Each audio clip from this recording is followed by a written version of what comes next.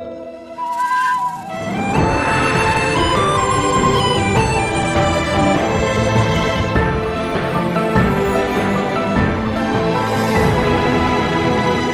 园小雪在手，浊酒醉情恨绕，有多少痴情人望断天涯见不到，秋水长风落飘。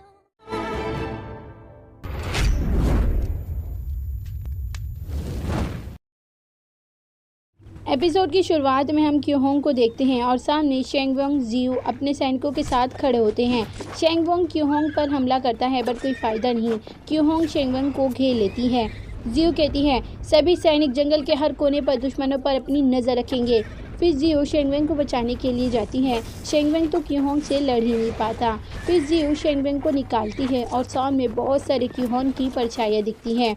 जियू कहती है कौन हो तुम, तुम्हारी हिम्मत कैसी हुई सम्राट की जगह पर 11वें लॉर्ड पर हमला करने की। क्योहोंग कुछ भी नहीं कहती, वे वार करने लगती है। फिर क्योहोंग और जियू की फाइट चलती है। जियू क्योहोंग पर भारी पड़ती है। फिर क्योहोंग अपना ढेर सारी परछाइयाँ बनाती है और एक साथ हमला करती है। तभी यूकिंग आकर बचा लेता है। वे भी अपनी ढेर सारी परछाइयाँ बनाकर हमला करता है।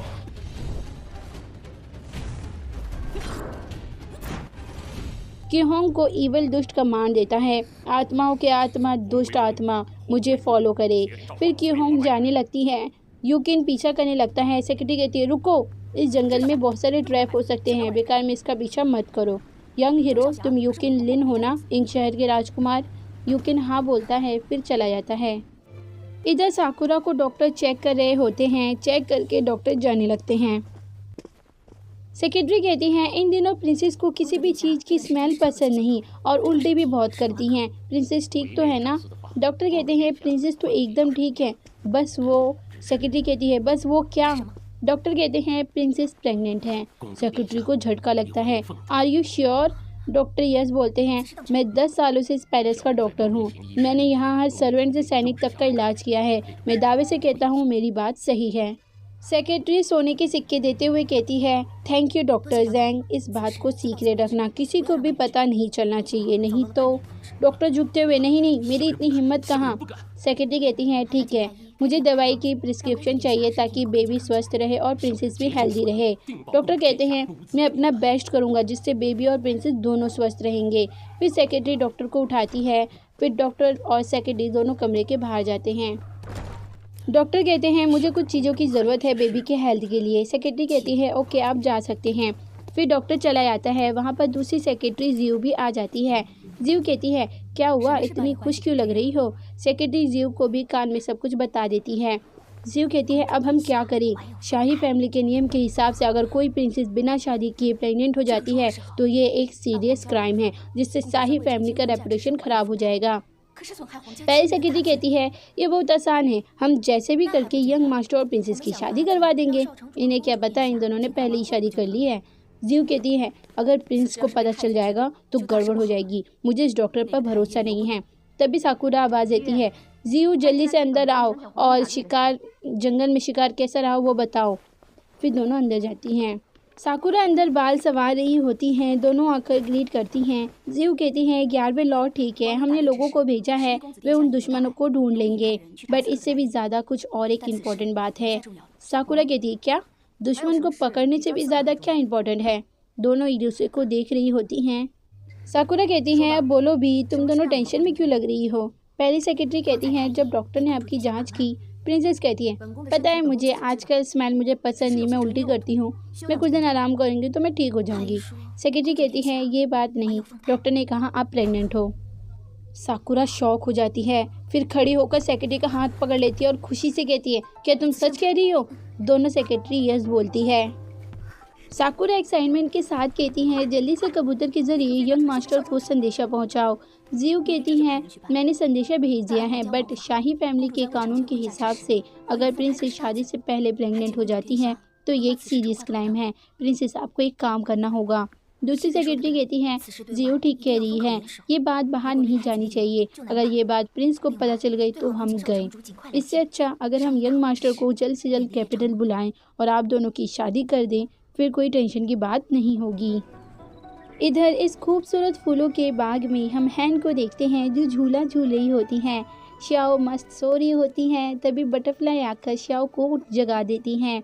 श्याओ बटरफ्लाई को देखकर बहुत ज़्यादा खुश होती है, फिर जोर जोर से चिल्लाती, बंदर चलो इस इन बटरफ्लाई को पकड़ते हैं। सिक्यू नहीं उठता।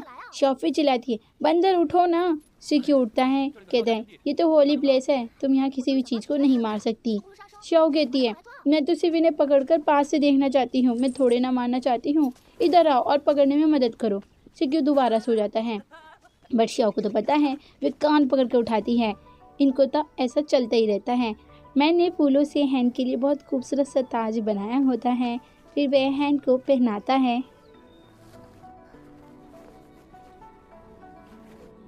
मैन कहता है पूरी दुनिया सोचती है देवी ही खूबसूरत होती हैं, बट उन्हें नहीं पता मेरी हैन भी बहुत खूबसूरत है। हैन कहती है सच में, जब मेरी आंखें रेड हो गई थी तो तुमने कहा था मैं पूरी भूत लग रही थी। तभी श्याओ कहती है हैन, जब तुम्हारी आंखें रेड हो गई थी ना, तब भी तुम बहुत सुंदर लग रही थी। फिर हैन के सर में फूलों का ताज देखकर श्याओ कहती है बंदर, मुझे भी हैन की तरह फूलों का ताज चाहिए। सिक्यू कहता है क्या तुम मुझसे रिक्वेस्ट कर रही हो, वो भी बंदर बोलकर। फिर मुंह फेर लेता है, दोबारा रिक्वेस्ट करो। हैन को हंसी आती है। श्याओ फिर सिक्यू के पास जाती है। सिक्यू प्लीज़ बना दो। सिक्यू कहते हैं अगर तुम इसी तरह प्यार से कुछ भी बोलोगी ना, तो मैं तुम्हारे लिए आसमान से चांद तारे भी तोड़ ला सकता हूँ।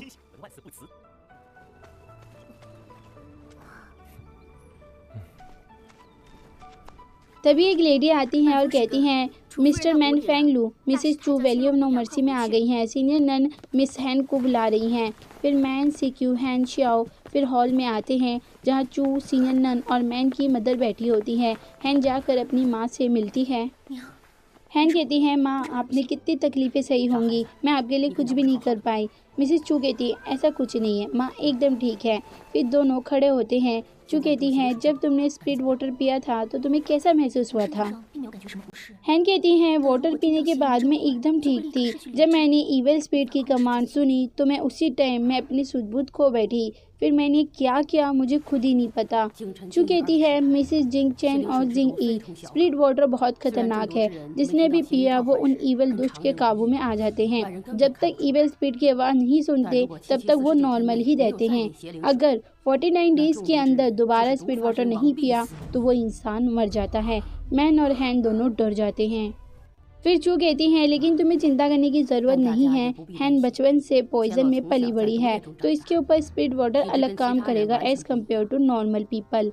10 साल पहले मैंने भी स्प्रिट वाटर पिया था, मुझे पता है स्प्रिट वाटर से कैसे बचे। इसके लिए मुझे एक शांत जगह चाहिए ताकि मैं हैन के अंदर से स्प्रिट वाटर को साफ कर सकूं। मैन की मदर कहती हैं हॉली आन 2 में एक सीक्रेट चैम्बर है, मिसेस चू और हैन उस रूम को यूज़ कर सकती हैं। चू कहती है ये ठीक है, आप दोनों का बहुत बहुत शुक्रिया। सीनियर नन आकर मिसेस चू को उठाती हुई कहती हैं हमने आपसे क्या कहा था, हैन और मैन ने एंगेजमेंट कर ली है, हम एक फैमिली हैं, फैमिली ही एक दूसरे की मदद करते हैं, ऐसे शुक्रिया कहकर हमें शर्मिंदा ना कीजिए। मैन की मदर कहती हैं बहन ने सही कहा, ये आपका भी घर है। फिर इक्यू आती हैं। इक्यू कहती है सीनियर नन यूकिन लिन इन शहर के प्रिंस आपसे मिलना चाहते हैं। श्याओ कहती है यूकिन, वो यहाँ क्या कर रहा है। सीनियर नन यूकिन मेरा भाई है, शायद वो मुझसे मिलने आया है। सीनियर नन कहती है ठीक है, उसे अंदर आने दो। इक्यू यस बोलकर चली जाती है। फिर यूकिन आता है। श्याओ जाकर अपने भाई से मिलती है। श्याओ कहती है यूकिन तुम यहाँ पर क्यों आए हो। यूकिन कहता है बहन, ग्रैंडपा और पिताजी तुम्हें मिस कर रहे थे, उन्होंने मुझे तुमसे मिलने के लिए भेजा है। अभी मैंने सुना कि तुम सब दुष्ट ईवल के बारे में बात कर रहे थे। जब मैं कैपिटल में गया था तो मैंने एक अजीब से पर्सन को देखा, वो पूरा ईवल स्पिरिट की तरह दिख रही थी। मैन खड़ा होता है और कहता है वो दुष्ट ईवल होंगे, इसका मतलब वो कैपिटल में भी पहुंच गए। सभी टेंशन में आ जाते हैं। सीनियर नन कहती है ये बहुत अजीब है। फिर खड़ी होकर कहती हैं स्काईफॉल चट्टान में लड़ाई के बाद वो दुष्ट अचानक गायब हो गए। उनकी हिम्मत कैसी हुई कि वो कैपिटल में आ गए, उन्हें सम्राट का भी डर नहीं है। मदर कहती है बहन सही कह रही है, वे दुष्ट खुलेआम कैपिटल में घुस गए। पक्का कोर्ट का कोई आदमी उनसे मिला हुआ है और वो आदमी भी कोई खास होगा। सिक्यू कहता है हाँ पक्का कोई है, तभी तो वो आराम से स्काईफॉल चट्टान में भाग पाए, नहीं तो हम उन्हें अभी तक पकड़ चुके होते। मैन कहता है सिक्यू ठीक कह रहा है, मुझे लग रहा है ये शायद प्रिंस और हंटिंग डिपार्टमेंट के कोई होगा जो इन दुष्ट को चुपके से सपोर्ट कर रहे हैं। जो कहती है अगर वो प्रिंस और हंटिंग डिपार्टमेंट में से कोई होंगे तो इनसे भिड़ना मुश्किल होगा। सीनियर नन कहती है, सिक्यू मैन, तुम दोनों एंसेस्ट्रल हॉल जाओ और मास्टर को बताओ, अब वही कुछ डिसाइड करेंगे। दोनों यस बोलते हैं और चले जाते हैं। दूसरी तरफ हम साकुरा पैलेस के डॉक्टर को देखते हैं जो हंटिंग डिपार्टमेंट के आगे छुपकर खड़ा होता है। डॉक्टर के हाथ में एक पर्चा भी होता है। तभी सेक्रेटरी जियो डॉक्टर को पकड़ लेती हैं। डॉक्टर जैंग, तुम हंटिंग डिपार्टमेंट में क्या कर रहे हो? डॉक्टर कहता है, सेक्रेटरी जियो, मैं तो बस यहाँ से गुजर रहा था, मैं सच कह रहा हूँ। जियो कहती है, तुम क्या हर बार यहाँ से गुजरते हो? फिर सेक्रेटरी डॉक्टर को मार देती है। फिर लियान हंटिंग डिपार्टमेंट से निकलता है और कहता है, डॉक्टर जैंग ने कहा था कोई अर्जेंट बात है, बट अभी तक डॉक्टर नहीं आए। फिर लियान सैनिक से पूछता है, क्या डॉक्टर जैंग यहाँ पर आए थे क्या? सैनिक नहीं कहता है, हमने उन्हें नहीं देखा। तभी आवाज़ आती है। लियान चेक करता है, वे देखता है कि डॉक्टर मरे पड़े हैं। फिर लियान को वो पेज मिल जाता है। लियान पढ़ता है और वो भी शॉक हो जाता है। यहीं पर एपिसोड का होता है दी एंड।